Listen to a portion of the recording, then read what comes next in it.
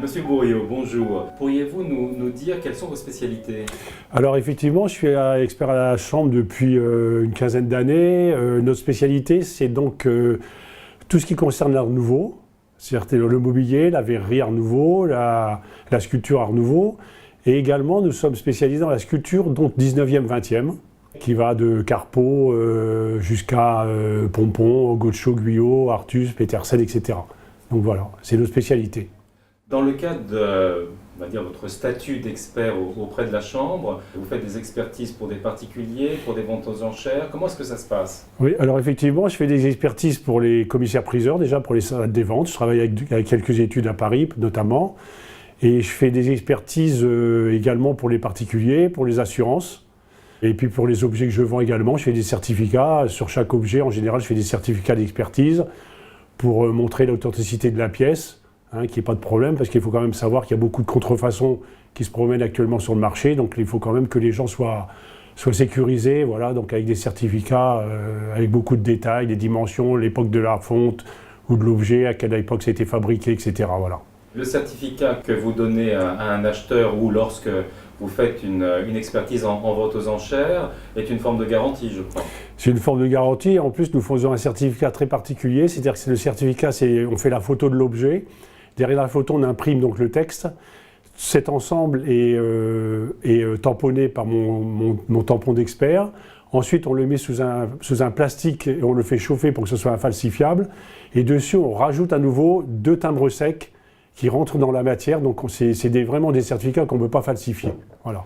J'imagine que vous devez voir énormément de contrefaçons en verrerie à nouveau, en bronze. Ouais, effectivement, il y a énormément en verrerie, ça s'est développé depuis une vingtaine d'années.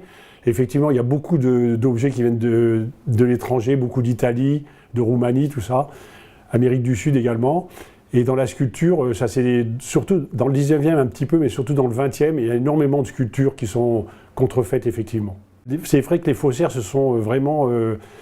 on fait des efforts importants, si j'ose dire, mais on arrive à certaines sculptures, à certains fondeurs qui ne sont pas parfaites, mais qui sont proches de la réalité, quoi, voilà. Alors, bien sûr, ces faussaires commettent toujours des défauts, des fautes, parce qu'ils ne savent pas très bien, ils ne comprennent pas bien la vie de l'artiste, mais c'est vrai que pour quelqu'un qui ne connaît pas très bien, pour un amateur juste un petit peu éclairé, effectivement, il peut y avoir des erreurs de commises et des achats malencontreux qui ont été faits. Ça m'arrive souvent qu'on me présente des pièces qui ont été achetées dans des salles des ventes ou dans des salons et qui sont pas authentiques, effectivement. Ouais. Ça doit briser le cœur de ceux qui... Bah oui, mais bon, c'est notre rôle aussi de faire un peu de ménage dans la profession, voilà. Comment est-ce que vous qualifieriez la chambre? À quoi sert-elle? À quoi sert la chambre? La chambre, déjà, elle sert déjà dans un premier temps à donner une authenticité, si j'ose dire, à l'expert, parce qu'il fait partie d'une chambre où quand même on rentre dans cette chambre de façon assez difficile, c'est-à-dire qu'il faut faire 3 examens. Un examen de culture générale, un examen d'antiquité mais généralisé, et après un 3e examen définitif sur un examen dans nos spécialités. Avec des examinateurs qui sont devant vous, et bon, il faut pas faire d'erreur. Donc dans cet examen, on vous met des pièces authentiques, des fausses pièces, donc il faut savoir faire la différence. Bon, ça, donc déjà, c'est une reconnaissance au niveau de la profession. Et puis deuxièmement, après, la chambre sert aussi à diffuser plein de renseignements, des expositions des marchands, des stages. On fait beaucoup de stages dans notre chambre, des stages en France et à l'étranger. Donc c'est quand même une reconnaissance au niveau de la profession. C'est très important de faire partie d'une chambre d'experts, très important. Comment êtes-vous tombé dans la baignoire de l'Antiquité? Alors moi déjà j'ai eu beaucoup de gens dans ma famille qui étaient dans la brocante plutôt, ils n'étaient pas dans l'Antiquité. Donc j'ai eu ma grand-mère, j'ai eu ma tante, j'ai eu une sœur, j'ai un frère. Bon, mais moi, j'ai toujours été un peu baigné, j'étais passionné depuis mon plus jeune âge, depuis l'âge dans mes souvenirs, c'est 10-12 ans, j'étais déjà passionné par l'Antiquité. Et puis un jour, je me suis dit, c'est mon métier, c'est ce que je veux faire dans ma vie, donc je me suis lancé il y a 43 ans exactement, dans ce métier, voilà, que je ne regrette pas du tout. C'est un métier extraordinaire, pour moi, c'est le plus beau métier du monde, voilà. Vous le faites avec beaucoup de passion. Ah, j'ai toujours, les gens me le disent, les clients me disent, on voit que vous êtes passionné. C'est vrai que je suis très passionné, ouais. Encore aujourd'hui. Et vous le partagez avec plaisir. Je le partage avec plein de gens autour de moi. Mon fils qui fait la même profession que moi, voilà, qui fait partie de la CNES également. Et donc, lui, il est spécialisé uniquement dans la sculpture. Et donc, on est tous les deux, on est passionnés, voilà, exactement. Ouais. Et il vous arrive de travailler ensemble? Oui, bien sûr, on fait des achats ensemble, on fait des ventes ensemble, bien sûr. Ouais. C'est merveilleux de partager sa passion avec son fils. Oui, quand on parle de métier, on est sur la même longueur d'onde, voilà, exactement. Voilà. Alors, vous avez quelques pièces qui sont en face de vous. Est-ce que vous pourriez nous en dire deux? Oui, alors je vais présenter au salon, là c'est un petit échantillon de ce que je vais présenter. Donc je vais présenter des pièces de Lobo. Donc Lobo, c'est un sculpteur d'origine espagnole qui a travaillé beaucoup en France. Hein, donc ça, c'est la femme assise de Lobo en fonte de sus. Alors ce qu'on présente, c'est des pièces d'époque, évidemment. Hein, pas de copie, pas de surmoulage, pratiquement pas de posthume, ou dire pas de posthume du tout. Donc c'est un grand sculpteur donc, espagnol, c'est un sculpteur important qui a travaillé énormément en France. Et donc nous allons présenter une deuxième pièce de Lobo, il y en aura d'autres encore. Ça c'est un taureau, donc stylisé de Lobo, en fonte de Tino. C'est un très grand fondeur au sable, Tino, qui a arrêté il y a quelques années, qui est très peu connu du grand public, mais c'est vraiment un des meilleurs fondeurs au sable de son époque. Qu'appelez-vous la fonte au sable? Alors la fonte au sable, c'est compliqué. Là, je ne vais pas faire un cours sur la fonte au sable, sur la fonte à la cire, mais en fait, il y a deux techniques, la fonte à la cire, la fonte au sable. Hein. Je ne vais pas rentrer dans la discussion, parce que là, on en a pour des heures, mais voilà, il y a deux techniques. Il n'y en a pas trois, il n'y en a que deux. Fonte au sable, fonte à la cire. Il y a des fondeurs comme Sus fondaient les deux techniques, fonte au sable, fonte à la cire. Il y a d'autres fondeurs, comme par exemple Valsuani, qui a fondu qu'à la cire.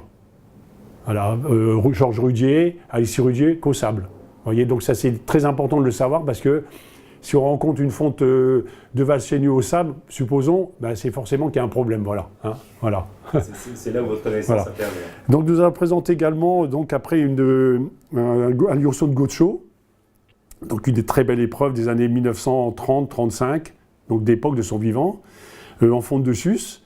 Et de très belle qualité. Ce qui est très intéressant dans cette sculpture, c'est qu'il l'a fait en deux variantes, avec la terrasse très épaisse, qui est beaucoup plus rare, et avec la terrasse plate. Donc ça, c'est la variante la plus rare, avec la terrasse épaisse. Voilà. Donc il y a la marque du fondeur Sus, évidemment, la signature de l'artiste, évidemment.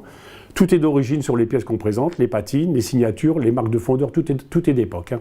Tout est d'origine. Après, nous allons présenter également un très grand sculpteur, donc Albéric Collin. Hein, c'est le Bugatti belge d'ailleurs, c'est un sculpteur belge, donc en fonte de Valsuani, donc en fonte d'époque également, voilà, Le Fan et son poulain, avec une fonte à la cire perdue. Mais nous allons présenter également d'autres pièces de Carpeaux, de Pompon, de Petersen, de Guyot, etc. dans le salon. Voilà, là c'est vraiment un tout petit échantillon que je vous présente là. Voilà. Est-ce que si je comprends bien, ce que vous allez présenter au salon, ça va par exemple permettre à des personnes qui ne sont pas familiers de l'art nouveau, de l'art déco et ensuite de la sculpture 20e, de se familiariser avec cette spécialité-là. Absolument, et puis même les gens, on leur explique exactement les techniques de fonte, même éventuellement les patines, comment elles sont réalisées, les ciselures, et puis les époques, les tirages, parce qu'il y a des fois il y a des modèles sur certains artistes, il y a eu des agrandissements, des réductions. Donc on leur explique par exemple c'est la première réduction, la seconde réduction, ou c'est la taille originale de l'artiste, ça dépend. Hein.